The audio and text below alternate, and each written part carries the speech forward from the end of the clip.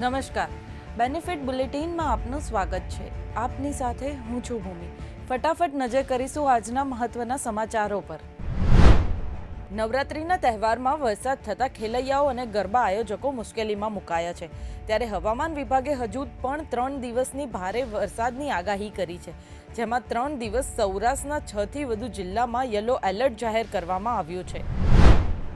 રાજકોટના ખોડલધામ નોર્થ ઝોનમાં ગરબામાં માથાકૂટ થઈ. સોફા પર બેસવા જેવી નજીવી બાબતે ઝઘડો થતાં મહેશગીરી ગોસ્વામી નામના શખ્સે છરી ઉગામી. ઉદ્યોગપતિના ભત્રીજા સહિત 2 થી 3 વ્યક્તિઓને ઈજા થતાં ખાનગી હોસ્પિટલ ખસેડવામાં આવ્યા. વડોદરાના ખંડેરાવ માર્કેટ ખાતે શાકભાજીના વેપારી પર જીવલેણ હુમલો થયો. વેપારીએ દારૂ પીવાની ના પાડતા 2 લુખ્ખા તત્વોએ માર માર્યો. મારામારીની ઘટનાના સીસીટીવી કેમેરામાં કેદ થયા.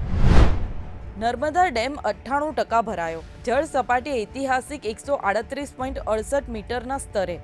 તમામ દરવાજા આગામી સિઝન સુધી બંધ રાખવાનો નિર્ણય. સમાચારોની નિયમિત અને સચોટ અપડેટ માટે જોડાયેલા રહો બેનિફિટ ન્યૂઝ સાથે.